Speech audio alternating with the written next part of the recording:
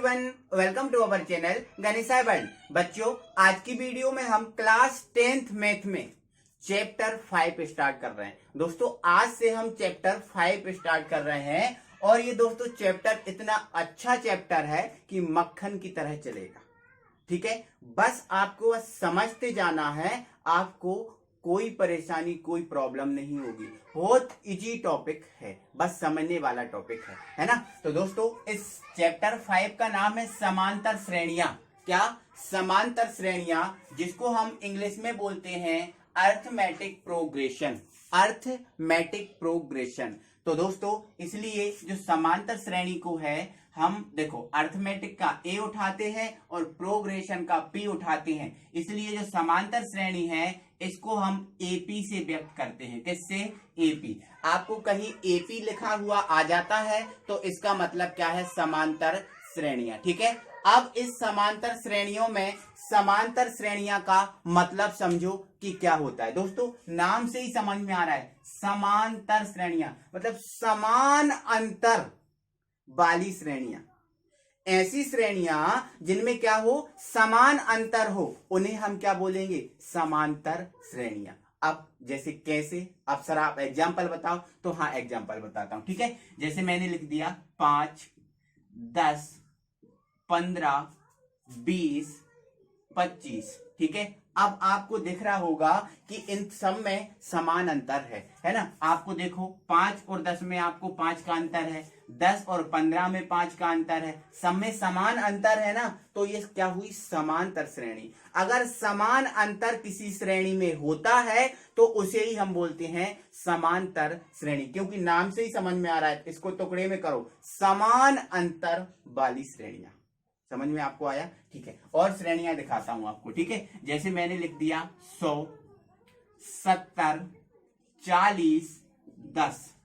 बताओ ये समांतर श्रेणी है कि नहीं? तो आप बोलोगे सर इसमें 30 का डिफरेंस है, इसमें 30 का डिफरेंस है, इसमें 30 का डिफरेंस है, मतलब अंतर जो दिख रहा है ना दोस्तों वो समान है, मतलब ये भी क्या है? समांतर श्रेणी है। आपको समझ में आ गया? ठीक है, अब समांतर श्रेणी माइनस में भी हो सकती है, जैसे -3, -4, -5, -6, -7, इस टाइप से ये भी हो सकती है ना। अब आप इसमें भी देखो, इसमें भी आपको समान अंतर दिख रहा होगा। इसमें -1 का, इसमें -1 का, इसमें सब में -1 का अंतर है, मतलब ये भी क्या है? समांतर श्रेणी है। आ रहा है आपको समझ में? ये भी क्या है? समांतर श्रेणी। तो दोस्तों, अब आप समझ गए होंगे, कोई दिक्कत नहीं है ना, कि समांतर श्रेणी का मतलब क्या होता है। जिसमें अंतर समान होता है उसे हम समांतर श्रेणी कहते हैं। ठीक है, अब जैसे मैं लिख दूं 4, 6, 7, 8, 10, 12, 14। अब बताओ ये समांतर श्रेणी है कि नहीं? तो आप बोल दोगे सर ये समांतर श्रेणी नहीं है। अब मैं बोलूंगा क्यों नहीं है? तो आप बोलोगे सर इसमें 2 का अंतर है, 4 और 6 में 2 का अंतर है, 6 और 7 में 1 का अंतर है, यहाँ 2 का अंतर आ गया, यहाँ 1 का अंतर आ गया, यहाँ 1 का आ गया, यहाँ 2 का आ गया। तो मतलब दोस्तों ये अंतर है ना, इसमें समान नहीं है। कभी 1 का आ रहा है, कभी 2 का आ रहा है, अंतर समान नहीं आ रहा, तो मतलब ये समांतर श्रेणी नहीं है। आपको क्लियर हो गया होगा, आई होप। ठीक है, चलो अब आगे बढ़ो। इन श्रेणियों को मैं हटा दे रहा हूं। ठीक है, अब मैं आपको इस श्रेणी से समझा रहा हूं। ठीक है, चलो दोस्तों, अब ये जो समांतर श्रेणी होती है, समांतर श्रेणी में जो प्रत्येक संख्या, जैसे आपको ये संख्या दिख रही है, ये वाली संख्या दिख रही है, ये वाली संख्या दिख रही है, प्रत्येक संख्या को हम बोलते हैं पद। ध्यान रखना, यहां पर जो प्रत्येक संख्या होती है, इस प्रत्येक संख्या को पद कहते हैं। ठीक है, आप ध्यान रखना, प्रत्येक संख्या को हम क्या कहते हैं? पद कहते हैं। ठीक है, ये भी पद है, ये भी पद है, ये भी पद है और ये भी पद है। ठीक है, तो इस प्रकार से मैं यदि आपसे पूछूं कि इसमें कितने पद हैं, तो आपका आंसर क्या रहेगा? 1, 2, 3, 4, 5। कितने पद हैं? 5 पद हैं। ध्यान रखना आपको। ठीक है, तो प्रत्येक संख्या को हम क्या कहते हैं? पद कहते हैं। चलो ठीक है, इसके बाद आपको मैं दूसरा पॉइंट बता रहा हूं दोस्तों। जो पद होते हैं, अब प्रत्येक संख्या को तो पद बोलते हैं, लेकिन दोस्तों जो पद होते हैं, पद को हम A1, A2, A3, A4, A5 dash dash dash इससे व्यक्त करते हैं। ठीक है, अब जैसे ये पहला पद है तो इसको A1 से व्यक्त करेंगे, ये दूसरा पद है तो इसको A2 से व्यक्त करेंगे, तीसरा पद है तो A3 से व्यक्त करेंगे, चौथा पद है तो A4 से व्यक्त करेंगे। ठीक है, तो जो पद होता है उस पद को हम क्या बोलते हैं, पद को किससे प्रदर्शित करते हैं, A1, A2, A3, A4, A5 इस प्रकार से व्यक्त करते हैं। ठीक है, अब ये आपको पद क्लियर हो गया। चलो अब आगे बताता हूं दोस्तों। हमारा अगला पॉइंट ये है कि जो पद होते हैं इन पदों में कोई दो पदों का अंतर, क्या, कोई दो पदों का अंतर सार्वधातुक कहलाता है। क्या बोला मैंने, कोई दो पदों का अंतर, कोई दो पदों का अंतर, पदों का अंतर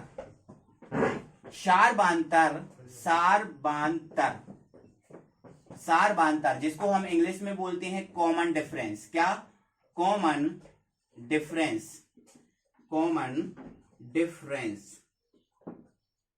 डिफरेंस मतलब कोई दो पदों का अंतर सार्वधातुक कहलाता। अब कोई दो हो सकते हैं ना, हमारा पहला दूसरा भी हो सकता है, हमारा दूसरा तीसरा भी हो सकता है, हमारा तीसरा चौथा भी हो सकता है, कोई भी हो सकता है ना, इसलिए मैंने लिखा यहाँ पर कोई दो पदों का अंतर सार्वधातुक जिसको हम इंग्लिश में बोलते हैं कॉमन डिफरेंस, है ना, सार्वधातुक कहते हैं। ठीक है, आपको ये याद रखना है। ठीक है, चलो अगला पॉइंट दोस्तों, अगला पॉइंट ये है कि जो सार्वधातुक होता है उसको हम डी से व्यक्त करते हैं। किससे व्यक्त करते हैं, डी से, और स्मॉल डी होता है। क्या होता है, स्मॉल डी, है ना। तो ये हमारा क्या है, सार्वधातुक। ठीक है, सार्वधातुक को हम किससे व्यक्त करते हैं, स्मॉल डी से। आपको हमेशा याद रखना है क्योंकि इसकी बार बार जरूरत पड़ती है। ठीक है, तो सार्वधातुक को हम किससे व्यक्त करेंगे, स्मॉल डी से। ठीक है, चलो अब आगे बढ़ता हूं, है ना। तो अब मैंने क्या बताया दोस्तों, जो कोई दो पदों का अंतर सार्वधातुक कहलाता है, और सार्वधातुक को हम किससे व्यक्त करते हैं, डी से व्यक्त करते हैं, है ना। तो यदि मान के चलो दोस्तों मुझे इनका सार्वधातुक निकालना है, इनका सार्वधातुक निकालना है। ठीक है, तो दोस्तों जो सार्वधातुक होता है, इस सार्वधातुक का फॉर्मूला क्या होता है, वो देखो। सार्वधातुक का फॉर्मूला क्या होता है,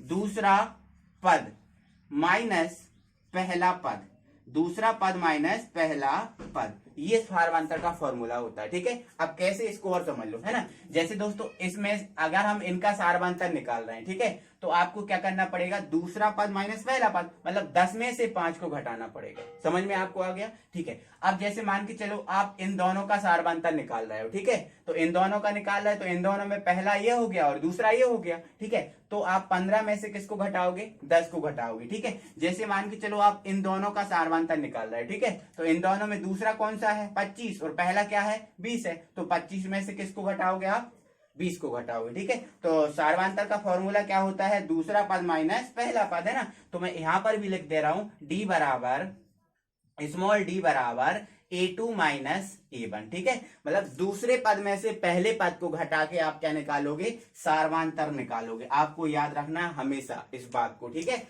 दूसरे पद में से पहले पद को घटा के आप क्या निकालोगे, सार्वधातुक निकालोगे। ठीक है, क्लियर है, कोई दिक्कत है, कोई दिक्कत नहीं हो। ठीक है दोस्तों, यदि आप इसका स्क्रीनशॉट लेना चाहते हो तो स्क्रीनशॉट आप ले सकते हो। इसके बाद में आगे बढ़ता हूं दोस्तों। आपने स्क्रीनशॉट, आई होप कि आपने स्क्रीनशॉट ले लिया होगा। चलो अब हम आगे बढ़ते हैं और आगे देखते हैं क्या होता है। ठीक है, चलो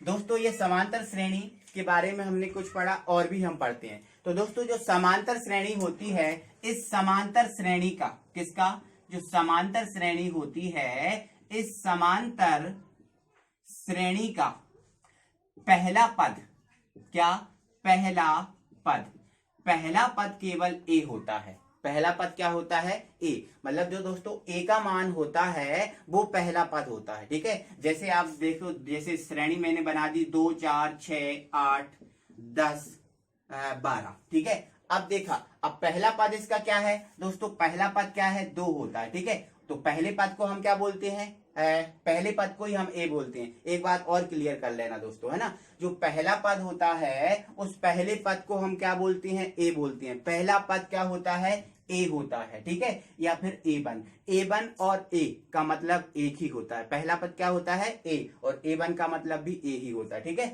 तो पहला पद क्या होता है हमारा, ए होता है। ठीक है, या A1, ठीक है। मैं यहां लिख दे रहा हूं A1, ठीक है। तो पहला पद क्या होता है, A या फिर A1, ठीक है। अब समांतर श्रेणी के यदि हम दूसरे पद की बात करें तो समांतर श्रेणी का जो दूसरा पद होता है वो क्या होता है, A plus D, A plus D, ये दूसरा पद है ना। या फिर आप A1 प्लस डी लिख सकते हो, कोई दिक्कत नहीं, ठीक है। A प्लस डी या फिर A1 प्लस डी, है ना, क्योंकि A1 का मतलब क्या होता है, A ही होता है, तो आप चाहो तो इससे समझ जाओगे, है ना। तो दूसरा पद क्या होता है, A प्लस डी। अब बोलो सर D कैसे निकालें, तो D तो निकालना बताया हमने, है ना। जैसे ये 2 हुआ, 4 हुआ, 6 हुआ, 8 हुआ, ठीक है। ये कोई श्रेणी है, तो पहला पद तो A का मान कितना हो गया, 2 हो गया, ठीक है। अब D का मान क्या हो गया, तो D का मान निकालने के लिए आप क्या करते हो, दूसरे पद में से पहले पद को हटा देते हो, ठीक है।